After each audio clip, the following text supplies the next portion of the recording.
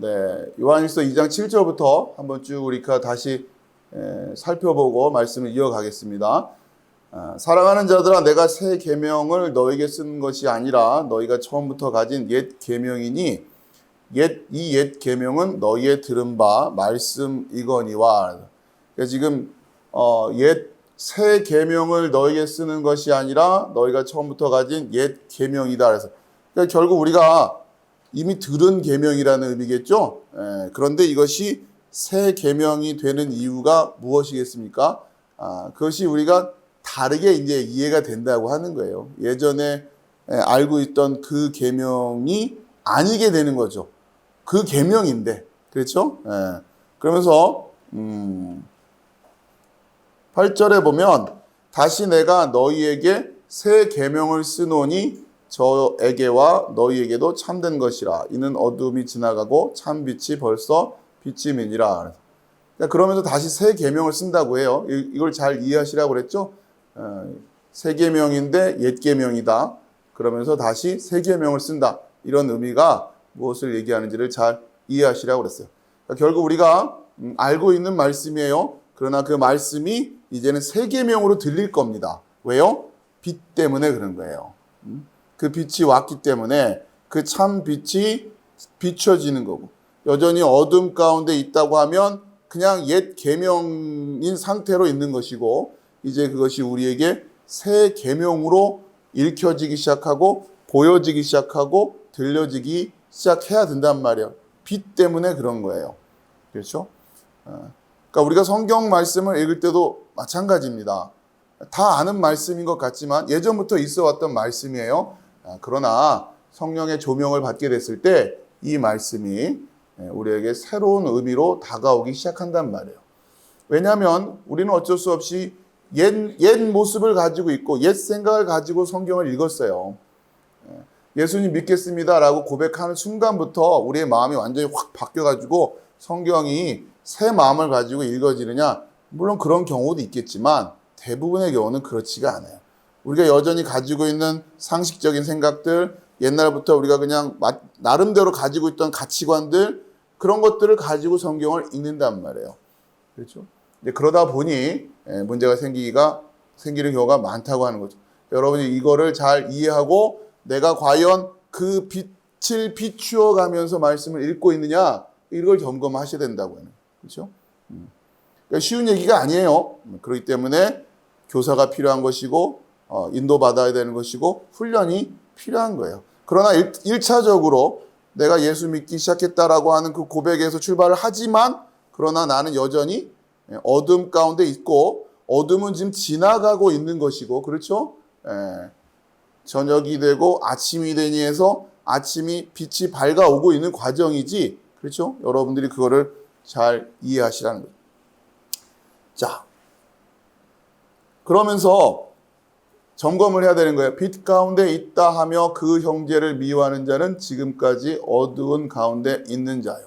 그러니까 우리가 간단히 그냥 쉬운 표현으로 예수님 믿습니다 하면서 예수 믿고 구원 받았습니다 라고 이야기를 하면서 그 형제를 미워하는 자는 지금까지 어두운 가운데 있는 자요, 이렇게 말씀을 하신단 말이에요. 그러니까 이런 것들이에요. 지금 여기서부터 이제 그 형제를 어떻게 생각하느냐, 그 형제가 누구냐, 이걸 점검을 잘 안 하는 거죠. 그냥 우리가 생각할 때 그 형제 그러면 내 그냥 일가친척, 내 형제자매, 그러한 정도로 생각하니까, 그러니까 이제 말씀이 이제 쉽게 해결이 안 되는 거예요. 그러니까 빛 가운데 있다고 하면서 그 형제를 미워하는데, 그러니까 빛 가운데 있다고 하는 것이 무엇이냐? 결국 간단히 말하면 예수님 믿는다고 하는 걸 텐데, 예수님 믿는다라는 게 뭡니까? 예수님을 제대로 믿는다고 하면, 내가 예수님을 믿는다고 하는 건 뭘 이해했다라는 얘기예요. 여러분이 예수님을 왜 믿냔 말이에요. 그냥 예수님이 좋은 분이니까 믿는 겁니까? 예수님이 여러분의 뭐 소원을 성취해 줄 분이니까 믿는 겁니까? 도대체 예수님을 왜 믿겠다고 하는 거예요. 그렇죠? 예수님을 왜 믿으십니까? 할 때에 여러분이 그 믿음의 근거로 될 수 있는 것이 바로 복음인 거예요. 복음 때문에 예수님을 믿는 거란 말이에요. 그럼 복음을 도대체 뭐길래 예수님을 믿습니까? 예수님이 십자가에 죽으시고 부활하시고 그 얘기잖아요. 그렇죠? 그게 지금 복음인 것이고 그것 때문에 예수님 믿겠다고 여러분이 얘기하는 거란 말, 고백을 하는 거란 말이에요. 아니 그러면 십자가에 죽으신 거니 뭐기 때문에 예수님 믿는다라는 겁니까? 이렇게 되는 거죠. 그게 도대체 뭐길래 예수님이 십자가에 죽으심이 나와 관련돼 있다고 하는 것, 특별히 나의 죄와 관련되고 있다고 하는 것, 이런 걸 이해 알았다는 거예요. 예수님 믿는다고 하는 것이. 그렇죠? 그걸 우리는 전체적으로 그냥 예수 믿습니다라고 말하는 거지만 그 안을 들어가 보면 그런 이야기들이 켜켜이 쌓여 있는 거란 말이에요. 그 예수님은 왜 죽으셨어야 되는 겁니까? 예수님이 십자가에서 성취하는 일이 무엇입니까? 나에게 예수님의 십자가가 필요한 이유는 무엇입니까? 이런 거란 말이에요. 그렇죠? 이런 모든 것들을 이해하고 깨닫고 여러분이 아멘, 그렇죠? 믿음으로 반응을 했기 때문에 예수님을 믿는다고 하는 것이고 그것을 빛 가운데 있다고 하는 거예요. 예수님이 왜 십자가를 지셔야 됩니까? 여러분으로 해결이 안 된단 말이에요. 여러분으로서는 그 의가 성취가 될 수가 없단 말이에요. 자, 그것은 예수를 믿고 있는 우리에게도 여전히 마찬가지인 거예요. 우리가 예수님 믿기 시작했다고 해서 그러면 우리가 예전에는 하지 못했던 그 일을 지금은 할 수 있는 능력을 갖게 된 것이냐? 그게 아니잖아요.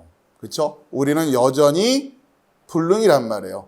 그러나 예수님을 믿는다는 것 때문에 하나님이 우리를 의롭다라고 여겨주시는 것이지 우리가 실제로 그렇게 할 수 있는 능력이 생긴 게 아니란 말이에요. 그러니까 간단히 말하면 예수님 믿는다고 하는 것을 뒤집어서 얘기하면 우리가 어떤 존재인지 너무도 잘 알게 되었다고 하는 거예요. 간단히 말하면.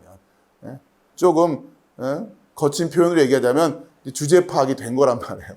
인간이란 존재가 뭔지, 나란 존재가 도대체 어떤 건지 형편없다고 하는 것을 깨달았다고 하는 거예요. 그걸 빛 가운데 있다고 한단 말이에요. 그렇죠? 그렇기 때문에 여러분에게는 하나님이 그러니까 이렇게 해라라는 그 율법이 떨어졌을 때 그 빛 가운데 있는 자들은 나의 형편없음을 이미 알고 있는 자란 말이에요. 그렇기 때문에 하나님의 뭐뭐 해라라는 명령이 떨어졌을 때 간단하게 알겠습니다. 이게 쉽지가 않은 거예요. 자, 그렇다고 해서 난 그렇게 못해요. 이렇게 하면 그냥 됩니까? 하나님이 하라고 했는데 이렇게 해야 된다고 했는데 못해요 하면 다 됐냔 말이에요. 못하면 어떻게 되는 거예요? 심판이잖아요. 그렇죠? 그러니 하나님의 말씀인 것도 알겠고 그러니 안 하면 안 된다는 것도 알고 그런데 예전 같으면 어둠에 있었을 때는 네 알겠습니다. 한번 해보겠습니다. 라고 달려들지만 이제는 그러지도 못하는 거예요. 이러지도 저러지도 못하는 상태가 된 거죠. 그걸 바로 애통해야 한다라고 하는 거란 말이에요. 심령이 가난해지고 애통해지게 되는 거란 말이에요. 이러지도 저러지도 못하고. 그러니까 복이 있는 거예요. 자, 그래서 그 빛 가운데 있는 자에게는 이 말씀을 읽는 순간 그 형제를 미워하지 말아라로 들리겠지만 그 순간 쉽게 그러면 이제 형제들하고 우애 있게 지내야지 이렇게 마음이 그냥 한방 그렇게 쉽게 가지지가 않는 거죠. 그러면서 한 번씩 이제 말씀에 붙들리기 시작하는 거예요. 그럼 어떻게 해야 돼요? 여러분 어떻게 할 겁니까? 형제를 미워하지 말라고 했는데 지금 미워하고 있는 상황이 그렇죠? 일단 그렇게 들려지기 시작해야 이제 이 말씀을 통해서 이 안에서 그 답을 찾으려고 하기 시작한단 말이에요. 자, 그런데 우리가 지난 시간에 쭉 열심히 살펴본 것처럼 그 형제라고 하는 의미가 우리가 생각하는 일반적으로 그냥 쉽게 생각하는 그 형제들이 아니었단 말이에요. 그렇죠? 여기서 말하는 그 형제란 예수님이에요. 예수 그리스도 정확히 말하면. 그러니까 빛 가운데 있다고 하는 자들은 반드시 그 형제를 사랑하게 돼 있어요. 그리고 똑같은 얘기 그렇죠? 이제는 빛 가운데 있다고 하면서 그 형제를 미워할 수는 없는 거예요. 그렇죠? 그러니까 간단히 말해서 여러분 빛 가운데 있다면 그 예수님 사랑하는 거예요. 자, 근데 또 조심해야 되는 거죠. 예수님을 사랑하는데 어떻게 사랑할 거냔 말이에요. 어떻게 사랑하는 것이 예수님 사랑할 겁니까? 여기서 또 넘어지면 안 된다는 거죠. 그렇죠? 예수님을 사랑한다는 것은 어떻게 해서 예수님을 사랑하는 거다?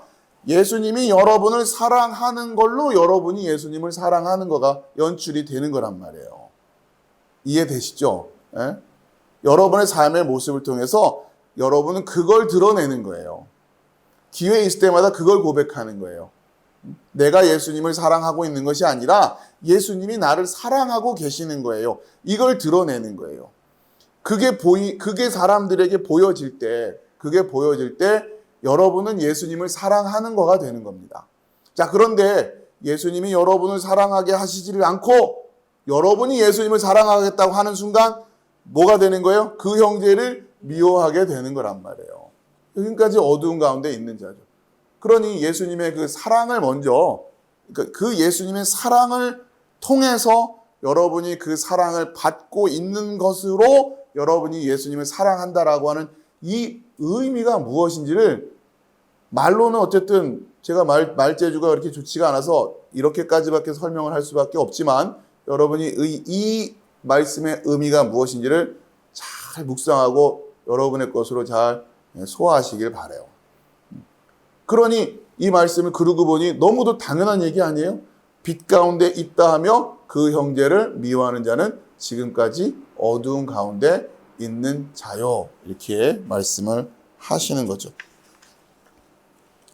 자, 지난 시간에 우리가 이 말씀들을 살펴본 거죠. 그의 형제를 사랑하는 자는 빛 가운데 거하여 자기 속에 거리낌이 없으나, 여기서 거리낌이 없다라는 표현도 걸려 넘어지게 하는 것이 없다고 하는 거예요. 그러니까 여러분 안에 걸려 넘어지게 하는 것이 무엇이냐? 자꾸만 여러분이 무언가를 하게끔 하는 걸로 여러분을 자꾸 그렇게 마음에 뭔가 이렇게 불끈 결심을 하게 한다든가 하게끔 하는 것들이 걸려 넘어지게 하는 것들이라고 하는 거죠. 자, 물론 이 주제는 좀 더 성숙함이 필요한 주제이기 때문에 자칫 잘못 들으면 그냥 나는 아무것도 안 하고 있으면 되는 거고 그냥 예수님이 계속 나만 사랑하시는 걸로 하면 되는구나, 이렇게 생각하기가 쉬운데 그렇지는 않아요. 자, 출발이 그렇다는 거예요. 첫 단추가 이렇게 꿰어져야 된다라고 하는 겁니다. 근데 걸려 넘어지는 것이 뭐냐? 그렇죠? 예수님을 사랑한다고 하면서 빛 가운데 있다고 하면서 계속 우리의 인간의 본질적인 불능에 대해서 자꾸 착각하게 만드는 거, 까먹게 만드는 거, 그렇죠? 그거를 걸려 넘어지게 한다라고 하는 겁니다. 자, 그게 없어야 되는 거예요. 여러분이 어떤 상황에서도 걸려 넘어지면 안 된다라고 하는 거죠. 근데 우리도 모르는 사이에 이게 슬쩍슬쩍 우리 안에 그렇게 높아지고 싶은 마음들이 있단 말이에요. 흔히들 여러분 한 번씩 들어보셨겠죠? 섭섭마귀라고 하는 거, 그렇죠? 섭섭마귀. 뭐 하고 놓고서 사람들이 안 알아주면 왠지 본전 생각나고 섭섭해지는 거. 그게 걸려 넘어지는 거란 말이에요. 아니, 섭섭할 이유가 뭐가 있어요? 그렇죠? 뭘 섭섭할 게 없단 말이에요. 근데 섭섭해지잖아요. 그럴 때 섭섭하지 않습니다라고 말한다고 그럼 우리가 섭섭 안 해집니까? 여러분, 아무튼 섭섭할 때가 있죠. 자, 그러나 빛 가운데 있는 자들은 어떻게 되지 않는다는 얘기예요? 걸려 넘어지질 않는다는 거예요. 걸릴 때가 있어요. 툭툭 걸리기도 하지만 안 넘어지는 거예요. 안 넘어지는 거예요. 왜? 그걸 아니까. 그게 뭔지를 아니까. 그게 나를 넘어뜨릴 때까지 내 마음에 작용하게 놔두지를 않는다고요. 물론 쉽지 않을 겁니다. 그 마음을 발견하고 섭섭한 마음을 내려놓고 이게 모든 게 은혜인데 하면서 그 마음을 이겨낸다라는 게 결코 쉬운 일 아니라는 거 저도 잘 알아요. 그러나 빛 가운데 있는 자들은 반드시 그 일을 해낼 겁니다. 해낼 거예요. 자, 지난 시간에 봤던 거 다시 좀 넘어지게 하는 것도 쭉 살펴봤고요. 자, 이제 11절을 본격적으로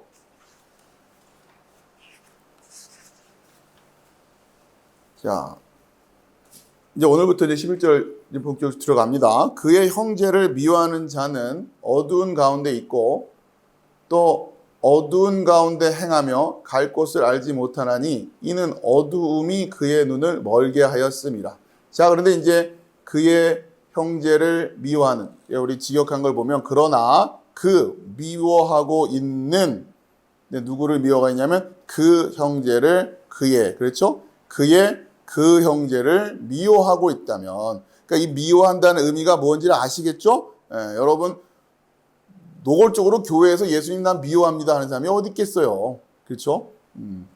걸려 넘어진 것도 모르고, 그러니까 그 모르는 거예요. 그러니까 모르기 때문에 미워하면서도 미워하는지도 모르고, 걸려 넘었는지도 모르고 넘어져 이러고 있는 거예요. 그러니까 그 섭섭한 마음에 계속 자기 마음을 빼앗기고 있는데도 그것도 모르고, 계속 죄에 끌려가고 있는데도 죄에 끌려가고 있는 줄도 모르고, 그렇죠?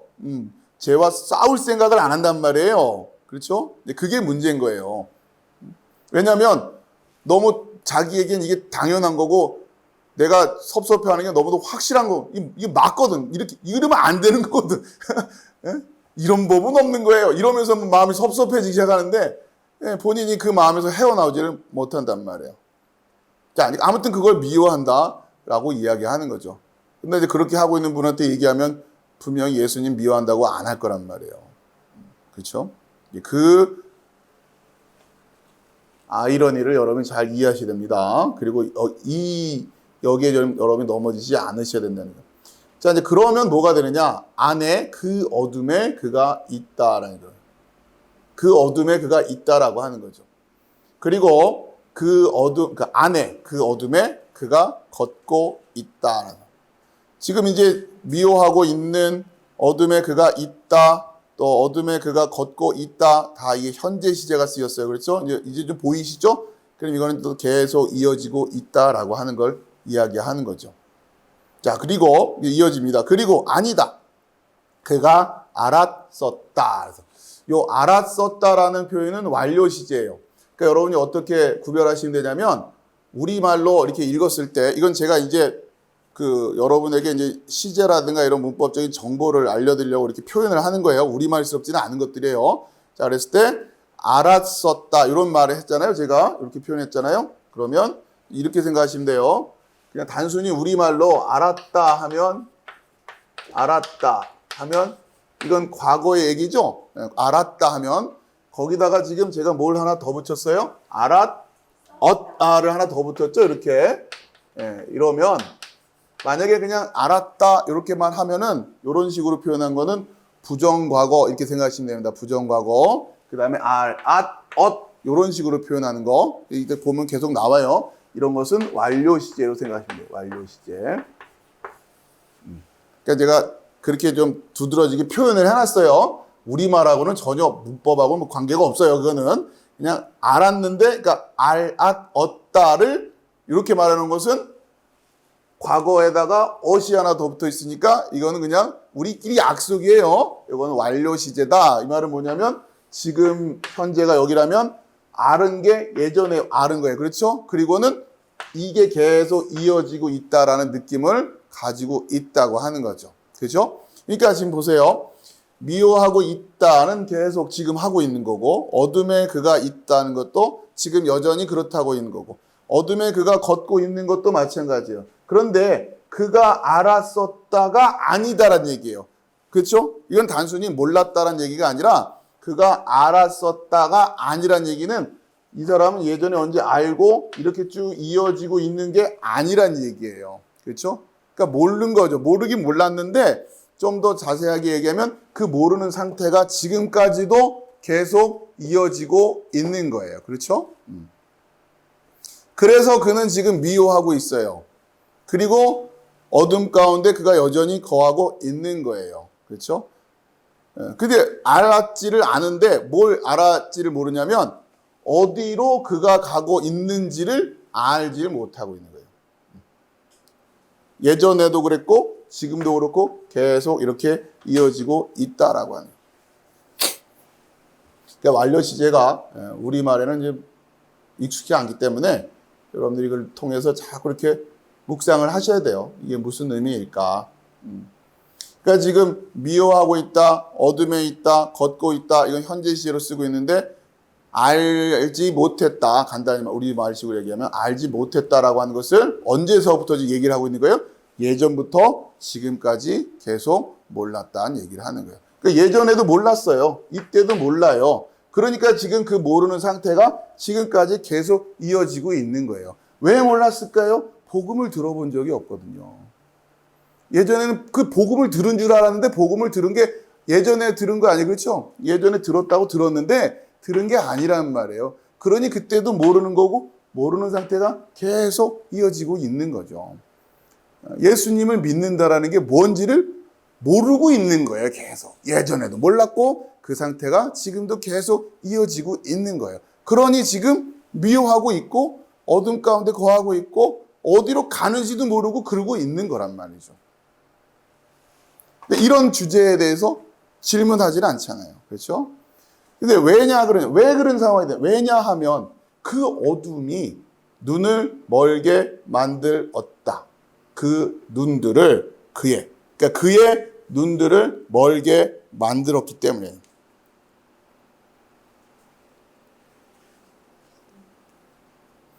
자, 이 만들었다는 또 뭐가 돼요?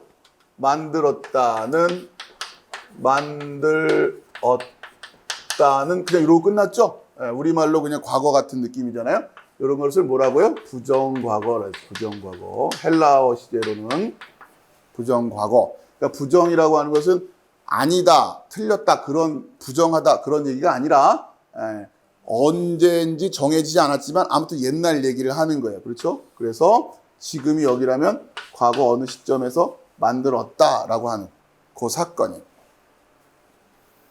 그러니까 어둠이 이 사람을 과거 언젠가에 뭐 하겠어요? 눈을 멀게 만든 거예요. 눈을 멀게 만들었다는 얘기예요. 그리고 이제 그렇기 때문에 눈을 멀게 만들었기 때문에 계속해가지고 물론 과거에 눈이 멀었으니까 지금도 계속 멀어지고 있겠죠. 그러나 지금 이 이야기는 과거에 그렇게 눈을 멀게 만들었다라는 데만 일단 초점을 맞추고 있습니다. 그러니까 눈을 멀게 만들었기 때문에 그래요. 눈을 멀게. 그래서 지금 이루고 있다는 얘기예요. 그러니까 우리가 지금 눈에 대한 이야기는 예전에 산상설교 공부하면서 많이 배웠어요. 눈. 여러분 이제 눈 하면 눈이 멀었다. 보지 못한다라는 뜻이잖아요. 눈이 멀었다.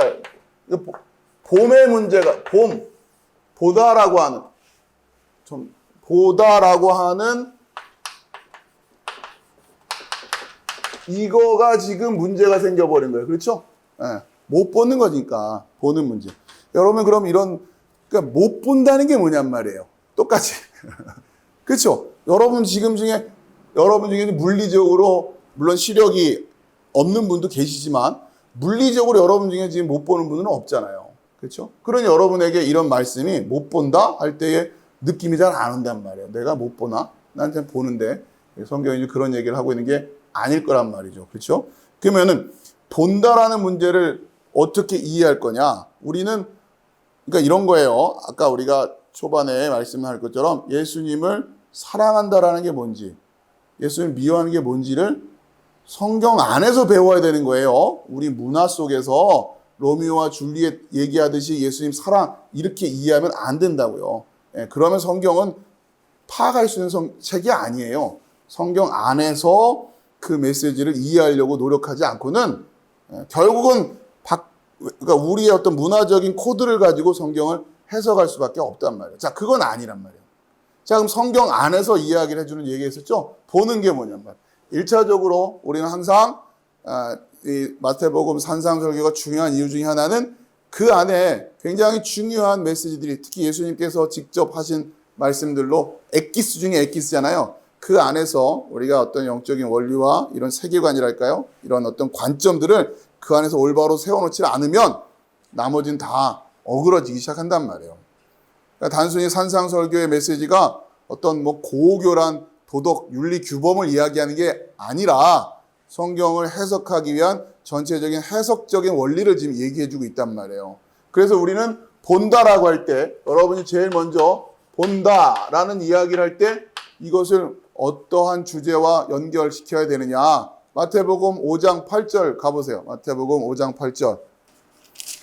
자, 마태복음 5장 8절을 보면 마음이 청결한 자는 복이 있나니 그들이 하나님을 볼 것이며. 자, 여기서 시작되죠. 본다라고 할 때에 하나님을 볼 것이요 라고 했어요. 그렇죠? 그러면 이 보는 문제, 그러니까 눈이 멀면 눈이 멀면 뭐가 문제가 되는 거예요?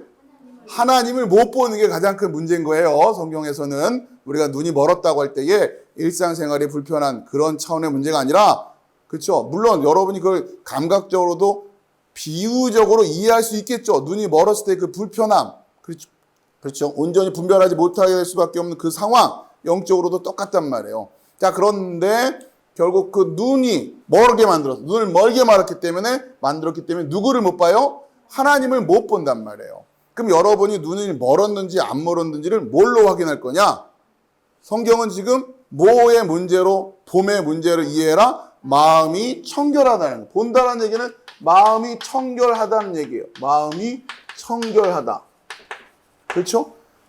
그럼 마음이 청결하다는 얘기는 뭐예요? 청결의 문제로 바뀌는 거예요. 보는 문제가 청결의 문제로 바뀌었어요. 그럼 청결의 문제는 또 무엇의 문제로? 안의 문제라고 그랬죠. 안.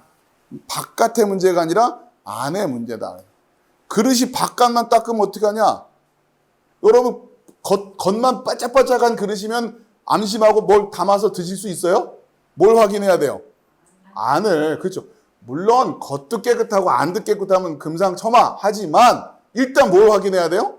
안을 확인해야 될 거 아니에요. 겉만 번질한다고 되니까. 근데 우리가, 그러니까 예수님이 그렇게 얘기하시는 거죠. 그릇.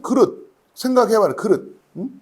그러면서 안의 문제에 대해서 사람이 바깥만 건지라면 그 사람이 온전하다고 이야기할 수 있느냐?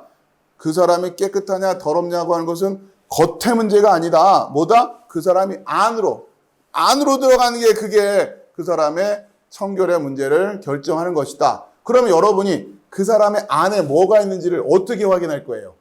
그 안을 내시경으로 들여다보면 안이 돼요? 네? 여러분 잘 생각해 보세요. 내시경으로 안을 들여다보면 그게 안입니까? 바뀝니까? 제가 전에 한번 설명드렸죠? 사람을 이렇게 막 쪼물떡 만들면 이렇게 해가지고 여기가 입이고 여기가 거기예요. 딱 연결되어 있어요. 이렇게. 이해되세요? 이게 사람이에요. 입에서부터 다 연결돼서 끝까지 나오잖아요. 그렇죠? 그러면 여기가 안이에요? 밖이에요? 에? 여러분 잘 생각해 보세요. 이게 안입니까? 밖입니까? 밖이죠. 여러분 지금 입 안이 이렇게 벌렸을 때 이 입 안이 뒤로 이렇게 연결해가지고 바깥이랑 통로가 돼 있다니까요. 그러면 요 부분이 아닌 거예요? 바뀐 거예요? 아, 이해되시죠? 이제는. 예, 밖에가 안으로 깊숙이 들어가서 이렇게 돼 있을 뿐이지 여러분 윗속도 안이 아니라 밖이라니까요. 사실은. 그러니까 이 속에 있는 거 꺼내본다고 해서 안을 본 것도 아니에요. 예? 그렇죠? 예. 그러니까 결국 그러면 음식 얘기하는 걸로 말씀하시지만 우리가 먹는 걸로 우리 안에 있는 걸로 우리가 더러워진다 이 얘기는 결국 그게 아니라 우리 안에서 진짜 이 안에서 뭐가 나오느냐라고 확인을 해야죠. 여러분 안에서 나오는 게 뭐예요? 예, 말이에요. 말. 그렇잖아요. 자, 잘 이해하세요. 여러분 뒤에서 응가할 때 나오는 게 여러분 뱃속 안에서 나왔다고 생각하잖아요. 그죠? 뱃속 안에 게 아니라니까요. 여러분 몸 밖에 있는 것들이었어요. 그게 여러분이 물리적으로 우리 인간의 몸이 결국은 이 목구멍에서부터 식도, 위장까지 쭉 대장까지 해가지고 이게 결국은 바깥과 연결되어 있는 거라. 이게 밖이에요, 여러분, 밖. 음식이 그냥 이 안으로 들어갔다 이리로 나오는 것 뿐이지. 이걸 가지고서 아니라고 생각하면 안 된단 말이에요. 좀 이게 따져서도 그래요. 그러니까 결국 우리 안에서 나오는 거는 음식 얘기가 아니에요. 그러니 음식으로는 우리를 깨끗하게 더럽게 할 수 있다, 없다? 없다라는 거죠. 예수님이 해부학을 하셨는지 모르겠지만 정확하게 인간을 해부학적으로 이해하고 계시는 거 아닙니까? 네? 그렇죠? 이걸 수학적으로 말하면 위상기하학이라고 했죠? 위상기하학. 자, 아무튼 그러니까 결국 우리 안에서 나오는 건 뭐야? 말이에요, 말. 여러분이 어떤 말을 하느냐가 여러분을 청결하게 하는 것이고 결국 여러분이 어떤 말을 하느냐가 여러분이 하나님을 본다, 못 본다 그걸 결정하는 거란 말이에요. 그걸 가지고 확인을 하는 거예요. 자, 보세요. 마태복음 5장 보셨고 6장 다시 한번 오랜만에 복습을 해봅시다. 자, 6장 22절부터 볼까요? 네, 뭐 다 하나씩 좀 다시 살펴보고 싶은 마음이 굴뚝 같지만 시간이 또 한계가 있으니까 22절부터 보면 눈은 몸의 등불이니 그러므로 내 눈이 성하면 온 몸이 밝을 것이요. 여러분 이게 요한복음 메시지하고 너무 똑같은 얘기로 이제 읽혀지세요? 예? 눈이 성하면 뭐가 밝을 거라고요? 몸이. 왜요? 눈이 성하면 하나님 보는 거고 눈이 성하면 어디 가운데 있는 거예요? 빛 가운데 있는 거죠. 그렇죠? 눈이 성하지 못하면 어디에 어두운 가운데 있으니까 몸이 밝지 않다. 이런 얘기를 하시는 거란 말이에요. 그렇죠? 몸에서 뭐가 광채가 빛나고 그런 게 아니라, 그렇죠? 요즘 이 화장술도 발전해가지고 막 이렇게 그 여자분들 보면은 광채가 나더라고요. 얼굴에서 막 이렇게. 그 얘기 하시는 게 아니겠죠. 그렇죠? 자, 그러면서 23절. 눈이 나쁘면 온 몸이 어두울 것이니. 똑같은 얘기예요. 눈이 나쁘면 하나님을 못 봐요. 눈이 나쁘면 어두운 가운데 있는 거예요. 눈이 나쁘면 이 안에 대해서 관심이 없어요. 그렇죠? 청결에 관심이 없단 말이에요. 그래서 결국 하나님 못 보는 거예요. 그래서 어두운 가운데 있는 거예요. 그러므로 내게 있는 빛이 어두우면 그 어둠이 얼마나 더하겠느냐. 그러니까 내게 있는 빛이 어두우면 진리를 얘기하는 거고 복음을 얘기하는 거고 우리가 예수님 믿는다고 할 때 그 얘기하는 거예요. 근데 그게 흐릿한 거예요. 뭔지 몰라요 지금. 복음이 뭔지도 모르고 예수님 믿는다라는 게 뭔지도 모르고 그렇죠? 그냥 믿는 데죠. 믿는다고요. 본다고 본다니까요 한다고 되는 일이란 말이에요. 하나님의 음성을 듣는데요. 막 듣는다고 그래요. 그게 뭔지를 알고 기도하다 보니까 하나님 뜻을 분별했대요. 성경도 필요 없대요. 자기는 기도할 때마다 하나님의 이 마음을 느껴서 굳이 성경 공부를 안 해도 하나님 뜻대로 살아가는데 나름대로 다 한다는. 그러면 어떻게 해요? 그러므로 내게 있는 빛이 어두우면 그 어둠이 얼마나 더하겠느냐. 자, 그러면서 한 사람이 두 주인을 섬기지 못할 것이니 혹 이를 미워하고 저를 사랑하거나 혹 이를 중히 여기고 저를 경히 여김이라 너희가 하나님과 재물을 겸하여 섬기지 못하느니라. 자, 여기서 지금 앞에서 계속 나오지만 하나님과 재물이라고 하는 게 뭐예요? 하나님으로부터인 것, 세상으로부터인 것이잖아요. 그렇죠? 그러니까 세상 것, 하나님의 것, 그 얘기하는 거예요. 예수님은. 하나님 것과 세상 것도 구별을 못하는 거 아닙니까? 못 보니까. 그러면서 두 주인을 섬길 수는 없다란 말이에요. 그러므로 내가 너에게 이르노니 목숨을 위하여 무엇을 먹을까 무엇을 마실까 몸을 위하여 무엇을 입을까 염려하지 말라. 목숨이 음식보다 중하지 아니하며 몸이 의복보다 중하지 아니하냐. 그러면서 공중 나는 새를 보라. 이러면서 예수님이 뭘 촉구하시냐면 결국 통찰하라는 얘기예요. 우리 삶에 대해서 한번 깊이 통찰을 해봐라. 그리고 한번 들여다봐라. 생각을 해봐라. 한번 이렇게 좀 논리적으로, 지금 예수님이 비논리적인 얘기가 어디 있어요, 여기에 지금. 신비적인 얘기를 하시는 게 아니란 말이에요. 뜬구름 잡는 얘기 하시는 게 아니에요. 너무도 논리적이죠. 너무도 정확하죠. 그렇죠? 오히려 지금 해부학적으로 정확하게 얘기라고 하죠. 그렇죠? 사람이 지금 입으로 들어가는 게 사람 지저분하게 만드는 게 아니다. 왜? 우리가 윗속이라고 하는 게 우리 안인 것 같지만 우리 안이 아니라고요. 물리적으로도 그래요. 그 당시에 인간의 해부에 대해서 어떻게 이해를 했는지까지는 제가 정확히 모르겠지만 정확한 말씀을 하고 계시잖아요. 그러니까 한번 생각해 보란 말이에요. 통찰을 해라. 한번 깊이 들여다봐라. 내가 지금 신앙생활 한다고 하면서 어떠한 모순점도 느끼지 못하느냐. 성경을 읽으면서 부딪혀지지 않느냐. 오늘 들었던 말씀과 다음 주 들을 그 지난번에는 이게 부딪혀져 뭐가 말이 안 되는 것 같은데? 그렇죠? 그러면서 여러분이 생각을 해야 된단 말이에요. 이게 말이 되는 말인가? 근데 얼마나 많은 성도들이, 얼마나 많은 신앙인이라고 하는 사람들이 이런 의식적인 통찰 없이 신앙생활을 하냔 말이에요. 그렇죠? 그리고는 뭔가 부딪힘이 오는 것들을 그냥 덮어놓고 믿는 게 그게 신앙인 줄 알고 또 목사님들이 그렇게 또 성경에 대해서 궁금증을 갖고 질문하기 시작하는 것에 대해서 또 왠지 모르게 부담감을 주고 있죠. 그렇죠? 그게 마치 불신앙이냐. 예수님이 끊임없이 생각 좀 해봐라. 생각 좀 해봐라. 그게 앞뒤가 맞는 말이냐? 너희가 나를 사랑한다면, 그건 얘기 아니에요. 너희가 십자가를 안다면, 너희가 나를 믿는다고 하면 결국 나의 십자가와 부활을 믿는다는 것일 텐데, 그걸 믿는다고 하는 너희들이 어떻게 그렇게 생각을 하고 그 상황을 그렇게 파악을 하고 너희들이 그걸 귀하다고 여기고 어떻게 이렇게 말할 수가 있냐? 그건 세상 것 아니냐? 아무렇지도 않냐? 불편하지도 않냐? 어떻게 이렇게 자연스럽게 그게 좋다라고 말할 수 있니? 그 얘기를 하시는 거예요. 생각을 안 하니까. 보질 않는다는 거죠. 자, 그러면서 결국 자, 무엇을 입을까, 무엇을 막 이렇게 쭉 이렇게 통찰하라고 하시면서 이제 어느 정도 이 주제가 마무리, 33절. 그런즉 너희는 먼저 그의 나라와 그의 의를 구하라. 그리하면 이 모든 것을 너희에게 더하시리라.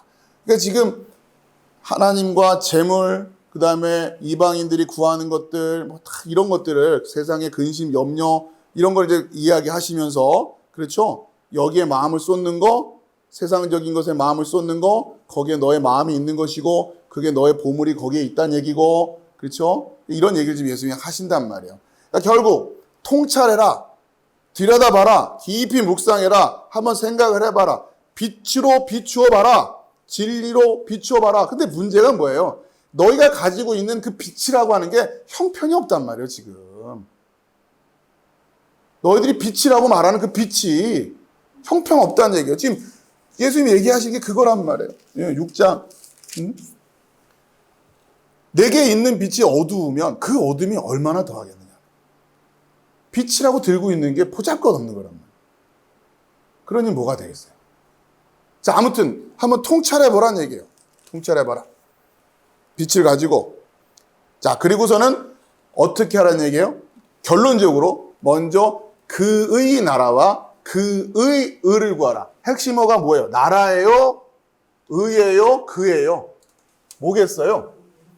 그죠, 그. 이제 여러분이 묵상을 그렇게 하실 수 있어야 되는 거예요. 나라, 의 이런 게 좋다고 해서 거기 동그라미 치는 게 아니라 그의 나라, 그의 의를 볼 줄 알아야 되는 거예요.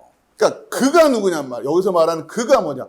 여러분 이게 보이기 시작해야 이제 성경을 읽기 시작하시는 거예요. 그냥 나라가 아니라 그의 나라란 말이에요. 그의 의를 볼 줄 알아야 된다. 아시겠죠? 근데 이걸 못 봐요. 왜? 눈이 멀었으니까.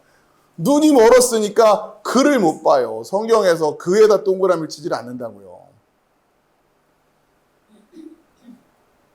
내가 과연 그의 나라를 보고 있는 것이냐, 세상 나라를 보고 있는 것이냐, 구별해라 얘기해요. 자, 그러면서 오늘 다시 본문으로 요한일서로 넘어옵니다. 12절이에요.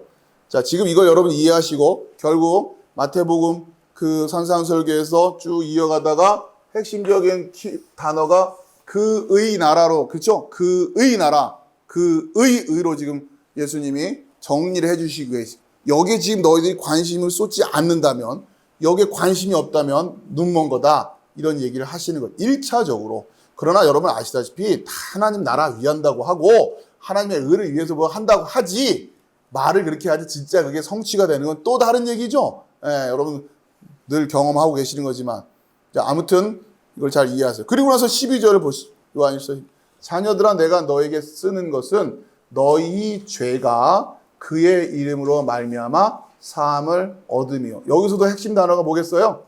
그의 이름이에요. 그의 이름. 여러분에게 그의 이름이 뭐냔 말이에요. 그의 그 형제라고 할 때 그의 그 형제가 누구냐가 중요한 거고, 여기서 너희의 죄가 그의 이름으로 말미암아 사함을 얻었단 말이에요. 그러면 이 그의 이름으로 말미암아 우리의 죄가 사함을 얻었다고 하는 것은 여러분 다 알고 있잖아요. 그러니 우리가 먼저 누구부터 사랑해야 되는 거예요? 그부터 사랑해야 되는 것 아닙니까? 이분이 우리의 그 형제시라고요. 그 형제. 순서가 그렇게 된다는 얘기예요. 자, 한번 다시 봅시다. 직역으로. 내가 쓰고 있다 너희에게 자녀들아. 왜냐하면 그것들이 용서되었었다. 자, 이것도 맞죠. 용서되었었다. 이것도 한번 보시면 용서되었었다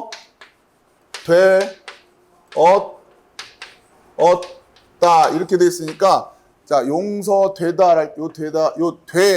되었다라는 말은 어떤 의미로 여러분이 되바꿔서 이해하신다면 이건 수동이에요. 수동. 이런 것이 있으면 그 다음에 두 개 연결되고 있죠? 연거푸 나와 있죠? 이러니까 이건 뭐예요? 완료 시제가 된다요. 그러니까 이제 그러니까 우리가 용서되어서 예전에 용서되었고 그 상태가 지금까지 쭉 이어지고 있다라고 하는 의미를 지금 이야기하는 거예요. 너희에게 그 죄들이 통하여 그 이름을 그의 그 이름을 통해서 그러니까 우리의 죄가 용서되었고 예전에 용서되었고 그 상태가 지금까지 쭉 이어지고 있는 게 그렇죠? 되었었다. 누구의 이름을 통해서요? 그의 이름을 통해서요. 그렇죠? 그의 그 이름을 통해서 지금까지 우리가 용서되어지고 있는 이유가 뭐예요? 그의 그 이름 때문 아닙니까? 그러니 여러분 지금도 누구를 사랑해야 돼요? 그를 사랑해야죠. 여러분이 누구 덕분에 지금 용서되고 있는 건데 지금까지도 그렇죠? 그러나 여러분은 지금도 여전히 잘 이해하세요. 여러분이 연약함은 변하지가 않았어요. 그렇죠?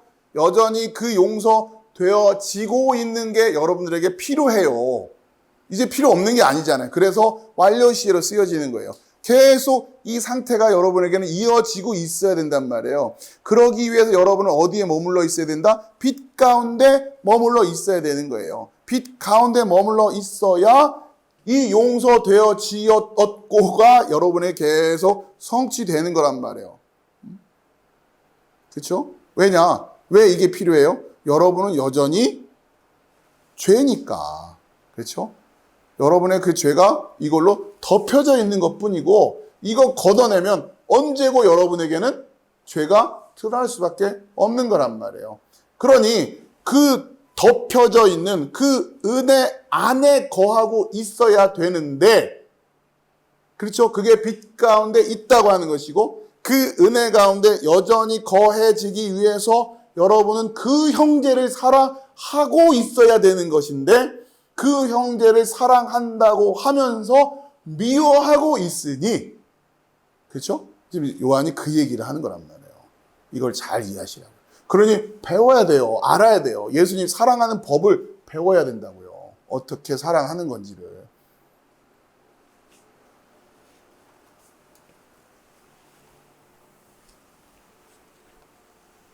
자, 마태복음하고 요한일서가 지금 연결이 되셔야 됩니다. 자, 지금 보는 문제, 눈이 멀었다고 하는 거 예수님이 쭉 이어지고 말씀하시고 계시고 그 시력을 회복하기 위해선 여러분이 결국 궁극적으로 어디에 여러분의 마음이 가 있어야 된다? 그의 나라와 그의 의라고 하는 그의로 가 있어야 돼요. 그렇죠? 그의 나라와 그의 의로 가 있어야 됩니다. 그리고 우리는 그의 이름으로 말미암아 사함을 얻는 거예요. 물론 여기서는 예수 그리스도를 말씀하시는 거고 이 성경이 말하는 거고 그의 나라와 그의 의는 하나님을 말하는 성부 하나님 말하는 거죠. 그러나 우리가 삼위일체적으로 이해를 하면 우리가 동일하게 그라고 지금 이해할 수 있다고 하는 거예요. 그렇죠? 여러분 그 부분에서는 여러분 유연하게 잘 이해하시기 바랍니다. 삼위일체를 이해하고 계시면 어렵지 않을 거예요. 자, 그러니까 그 형제를 사랑한다고 하는 이 말씀이 여러분 이제 명쾌하게 이해됩니다. 자, 그리고 나서 이제 13절로, 그러니까 지금 12절에서부터 사실은 이게 복음에 대한 이야기가 이 안에 지금 구조적으로 들어와 있어요. 지금 설명을 좀 드리고 갈게요. 13절, 일단 13절까지 가서, 아비들아 내가 너에게 쓰는 것은 너희가 태초부터 계신 이를 알미요, 청년들아 내가 너희에게 쓰는 것은 너희가 악한 자를 이기었음이라. 그래서 자, 먼저 우리가 여러분이 뭘 좀 보셔야 되냐면 이 복음이에요. 자, 11절부터 보면 그의 형제를 미워하는 자는 어두운 가운데 있고 또 어두운 가운데 행하며 갈 곳을 알지 못하나니 이는 어두움이 그의 눈을 멀게 하였음이니라. 우리의 지금 상황이 이런 거예요. 그렇죠? 이게 지금 죄를 이야기하고 있는 게 느껴지시죠? 이랬단 말이에요. 이런 거예요. 지금 여전히 우리에게는 이 상황이다라고 말할 수밖에 없는 거예요. 그렇죠? 그 미워하고 있는 그 어둠 안에 있고 그가 어둠 안에 걷고 있다. 그러니까 지금 11절은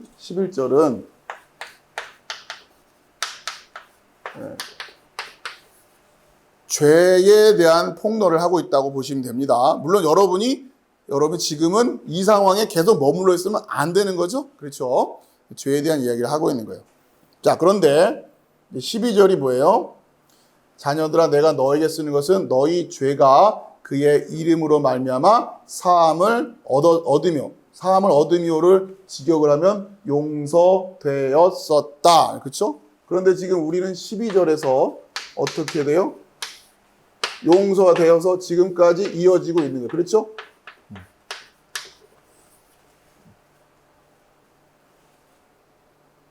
그죠? 그의 이름으로 말미암아. 요 대목이 지금 복음에 대한 이야기를 하고 있는 거죠. 자, 그 다음에 이제 이 복음을 아는 자들, 그들에게 13절에 아비들아 내가 너에게 쓰는 것은 너희가 태초부터 계신 이를 알미요, 청년들아 내가 너희에게 쓰는 것은 너희가 악한 자를 이기었음이니라.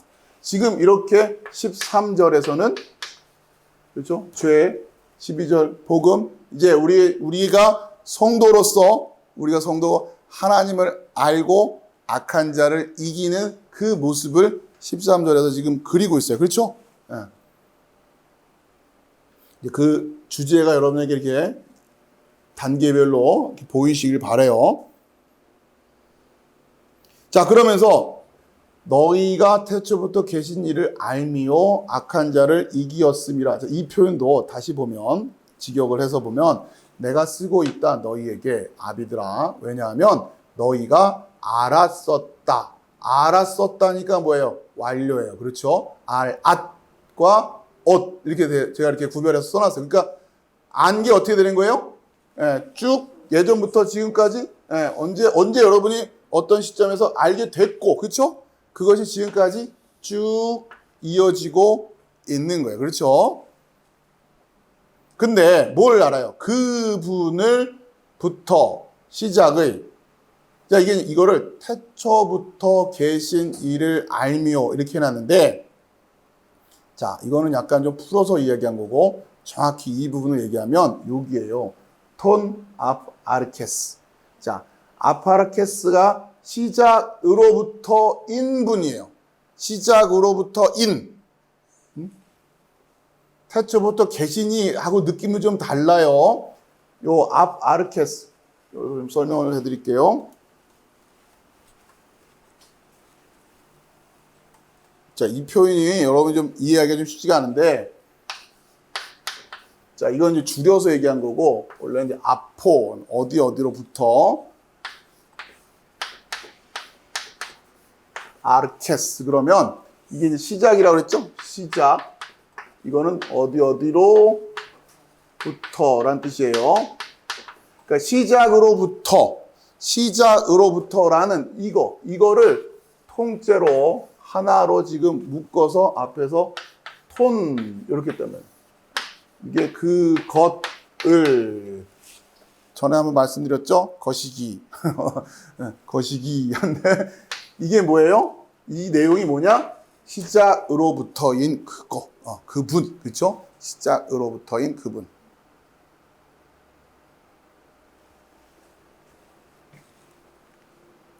그러니까 그 분을 너희가 이제 알게 된 거예요.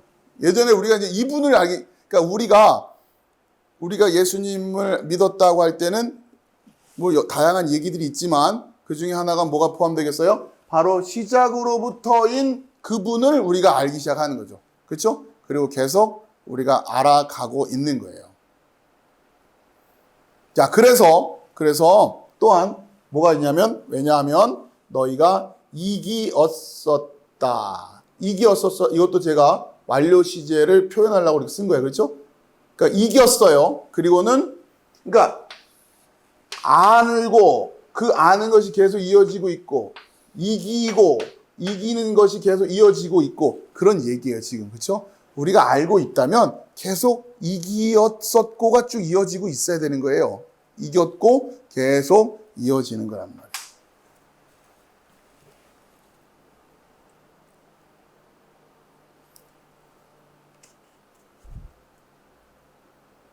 정리가 좀 되시나요?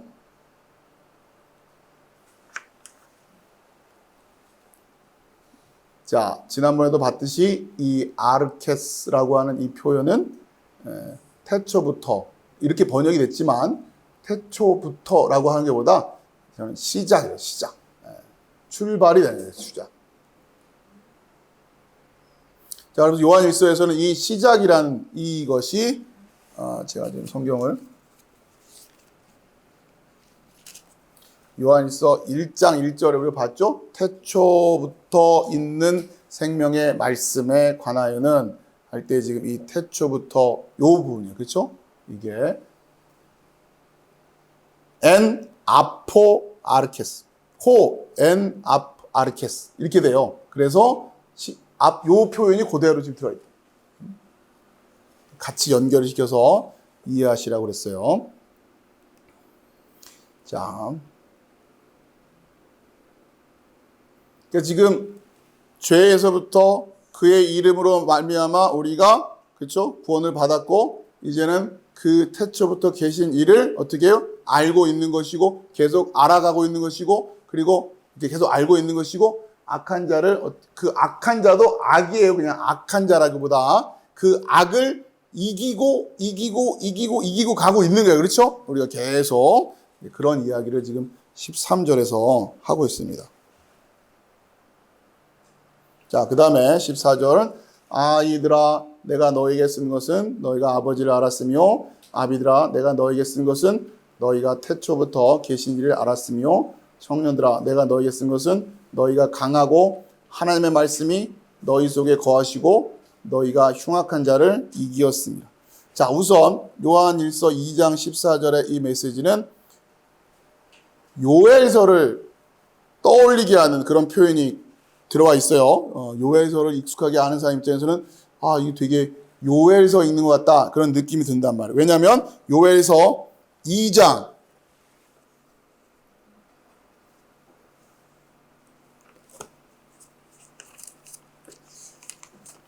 요엘서 2장 28절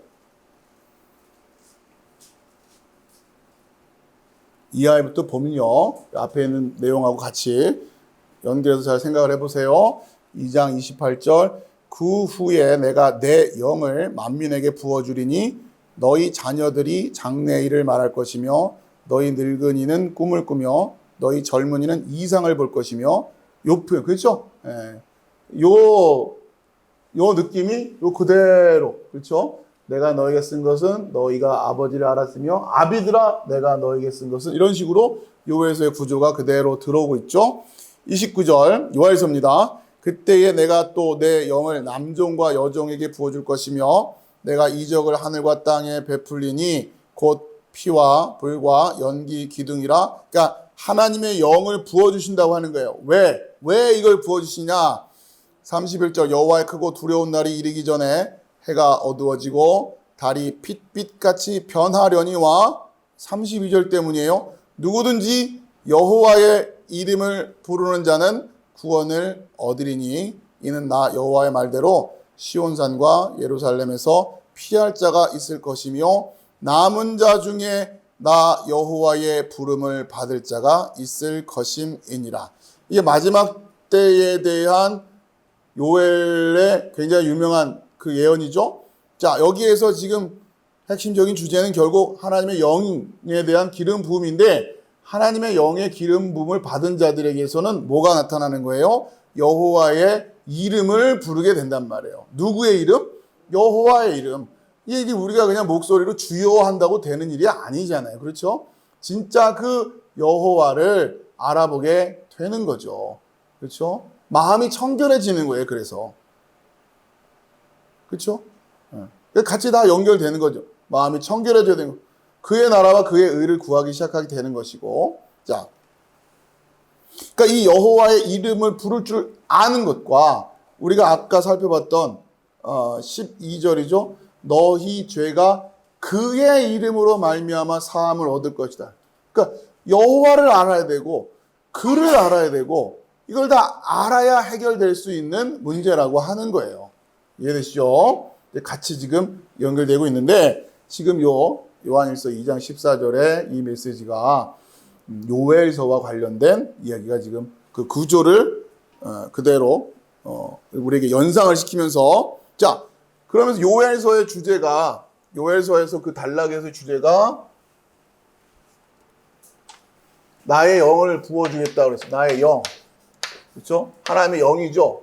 그래서 어떻게 하게, 여호와의 이름을, 그러니까 여호와의 이름을 부르는 자.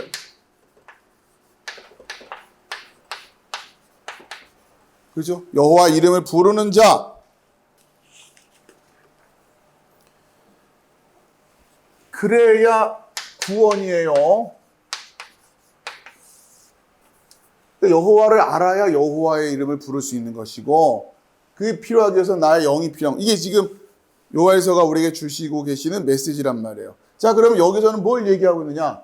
그렇죠? 그러니까 지금 앞쪽에서는 복음에 대한 메시지와, 그렇죠? 11절, 12절, 13절에서 죄, 복음, 승리한 성도들의 하나님을 알고, 그렇죠? 악을 이기고, 이 얘기가 지금 계속 맥락이 이어지고 있단 말이에요. 자, 그러면서 14절에 또 어떤 주제를 가지고 얘기하냐면, 잘 보세요. 너희가 아버지를 알았으면, 직역을 하면서 볼게요. 내가 썼다. 너희에게 아이들아. 왜냐하면 너희가 알았었다. 또 마찬가지예요. 알았었다가 뭐예요? 완료. 이제 보이셔야 돼요. 알았었다. 그러면 어떻게 하고 있다는 얘기예요? 예전에 알았고 그 안 상태가 지금까지 쭉 이어지고 있는 거예요. 그렇죠? 여러분 그렇게 계속 알아가야 돼요. 그리고 분명히 그것은 어떤 아는 사건으로 시작을 할 거란 말이에요. 알기 시작하면서부터 이어지는 거예요. 자, 근데 누구를 알아요? 아버지를. 그렇죠? 그 아버지를. 자, 그 다음에 내가 썼다 너희에게 아비들아. 왜냐하면 너희가 또 알았었다. 그분을부터 시작으로부터인 그분. 이거는 직역을 하면 톤 아르케스예요. 이거는 누구예요? 성자 하나님. 그렇죠? 성부 하나님, 성자 하나님. 청년들아. 왜냐하면 강하다 너희가. 그리고 그 말씀이 그 하나님의 그 말씀은 뭐예요? 성령 하나님. 그렇죠? 그러니까 지금 14절에는 성부, 성자, 성령 하나님에 대한 이야기를 다 이야기하고 있는 거예요. 그렇죠? 바로 이렇게 삼위일체 되신 그 하나님을 알고 있는 거. 그게 여호와의 이름을 부르는 게 되는 거란 말이에요. 성부, 성자, 성령 삼위일체 하나님을 안다는 게 뭡니까 또 그러면? 성부 하나님, 성자 하나님, 성령 하나님 이렇게 부르면 아는 거예요? 그게 아니라 성부 하나님은 왜 성부 하나님이라고 불리우고, 성자 하나님은 왜 성자 하나님이라고 불리우고, 성령 하나님은 왜 성령 하나님으로 불리우는지를 아셔야죠. 그렇죠? 그게 성자를 알고 성부를 알고 그러니까 각 위격별로 그분들께서 하신 일들이 있단 말이에요. 여러분이 그걸 이해하고 있는 것이 궁극적으로 뭐와 관련됐기 때문에 이 성부, 성자, 성령 삼위일체 하나님이 하신 일이 결국 여러분의 구원과 관련되어 있단 말이에요. 이걸 정확히 이해하고 있는 것이 그래서 중요한 거예요. 그냥 좋은 것 막 다 갖다 붙여놓는다고 되는 게 아니라 그렇지 않아요. 성부, 성자, 성령 하나님은 정확하게 위격에 의해서 그 사역을 정확하게 지키신단 말이에요. 본질상 하나이지만 위격상 구별되어 있는 삼위일체인 하나님이 그렇게 하신단 말이에요. 이 안에서 지금 성부, 성자, 성령 하나님에 대한 메시지가 담겨 있는 것이고, 자, 재밌는 것은, 자, 좀 더 살펴보면, 그 아버지를 할 때, 그 아버지를 너희가 알았었다라고 하는 것은 과거에서부터 지금까지 이어지는 어떤 그런 완료 시제를 썼어요. 그러니까 지금 과거의 사건이면서 지금까지 이어지고 있다고 하는 것을 강조하고 싶은 표현이에요. 그럼 미래적인 얘기는 아니야. 그건 아니, 그것도 역시 있죠. 그러나 그거를 이제 의식적으로 좀 더 부각을 시키는 거예요. 자, 그 다음에 너희가, 그러니까 성자 하나님에 대해서도 너희가 알았었다. 그렇죠? 과거적인 사건으로 지금까지 연결되고 있다고 하는 것을. 자, 그런데 그 하나님의 그 말씀이, 그렇죠? 요 부분, 성령 하나님에 대한 것은 너희가 강하다, 너희가, 그러니까 강하다, 너희가 이다. 이건 현재 시제예요. 우리는 계속 그렇게 강해요. 악을 이길 거예요. 그렇죠? 지금도 이길 수 있어요. 왜요? 강하기 때문에. 지금도 계속 강해요. 또, 왜 그러냐? 그 말씀이, 그 하나님의 너희 안에 어떻게 하고 있다? 머물고 있다. 이것도 무슨 시제? 현재 시제. 성령 하나님 여러분에게 지금 계속 머물고 계세요. 그러니까 지금 그걸 더 강조하고 있는 거죠. 성령 하나님에 대해서는 어떤 부분을 지금도 계속 여러분과 함께 하고 있다고 하는 것을 이렇게 정확히 구별하고 있단 말이에요. 자, 그리고 계속 머물고 있고. 자, 그래서 너희가 이기었었다. 그 악하는. 그 악을 이기었고 앞으로도 계속 이기어간다라고 하는 그런 느낌을 우리에게 주고 있는 거예요. 그러니까 지금 성령 하나님은 어느 부분을 더 강조하고 있는 거예요? 현재성을 더 강조하고 있는 거죠. 지금 여러분과 함께하고 계시는, 지금 여러분과 동행하고 계시는 바로 그 성령 하나님.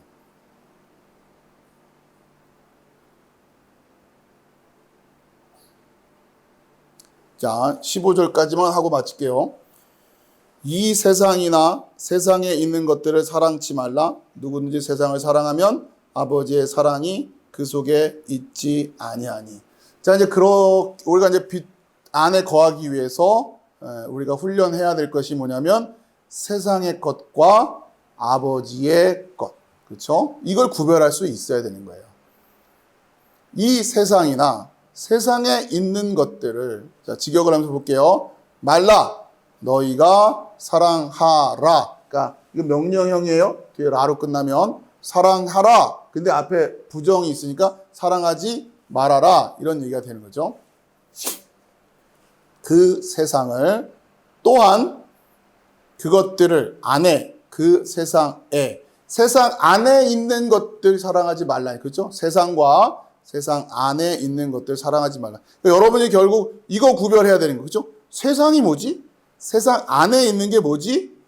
그걸 구별할 수 있어야 돼. 그게 눈을 뜨고 있는 것이고, 그러기 위해서는 우리가 안을 볼 줄 알아야 된다는 얘기예요. 그의 나라와 그의 의에 관심을 두기 시작해야 돼. 그에 대해서 관심을 두기 시작해야 그게 보일 것 아니냐 이거예요. 만약 누가 사랑하고 있다면 그 세상을. 그런데 세상 사랑하고 싶은 사람, 성도님들 중에서 세상 사랑하고 싶다고 노골적으로 말하는 사람이 누가 있겠어요. 그러나 그 세상을 분별하지 못하기 때문에 내가 세상을 사랑하는지 아닌지도 모르고 있어요. 그게 문제죠. 그런데 아무튼 누가 그렇게 세상을 사랑하고 있다면 그 사랑이 그 아버지, 그러니까 아버지의 그 사랑이 그 사람 안에 있는 게 아니다라고 하는 거예요. 여러분 안에 아버지의 그 사랑이 있지 않다. 여러분이 지금 악을 이길 수 있는 이유가 뭐며, 여러분이 지금 그 빛으로 나갈 수 있는 이유, 여러분이 지금 온전히 예수 그리스도의 보혈의 공로로 동행할 수 있는 이유가 뭐였느냐? 아버지의 그 사랑이었단 말이에요. 그렇죠? 근데 그 사랑이 여러분 안에 없으면 그럼 이게 지금 안 된다는 얘기예요. 자, 그러면서 여러분에게 아버지의 사랑을 여러분 안에 있다고 확신하기 위해서 성경이 여러분에게 가르쳐주고 있는 말씀이 뭐예요? 세상 사랑하지 말아라. 이게 아니에요. 그렇죠? 세상 사랑하지 말아라. 여러분이 그러면 다시 성경이 가르쳐주는 그 세상이 무엇일까? 그 세상적인 것이라고 하는 것은 무엇일까? 그걸 이제 귀담아 들으려고 해야 되죠. 그렇죠? 그러니 이제 다음 성경은 세상에 있는 모든 것이 육신의 정욕과 안목의 정욕과 이 세상 이생의 자랑이니 다 아버지께로 쫓아온 것이 아니요 세상으로 쫓아온 것이라. 대표적인 것 육신의 정욕, 안목의 정욕, 이생의 자랑. 이게 세상 것들이다. 이렇게 지금 이야기하고 있는 것 아닙니까? 그럼 여러분이 결국은 육신의 정욕이 무엇인지, 안목의 정욕이 무엇인지, 이생의 자랑이 무엇인지를 분별해낼 수 있는 일에서부터 출발을 해야 되는 거예요. 그렇죠? 일단 눈부터 떠야 될 것 아닙니까?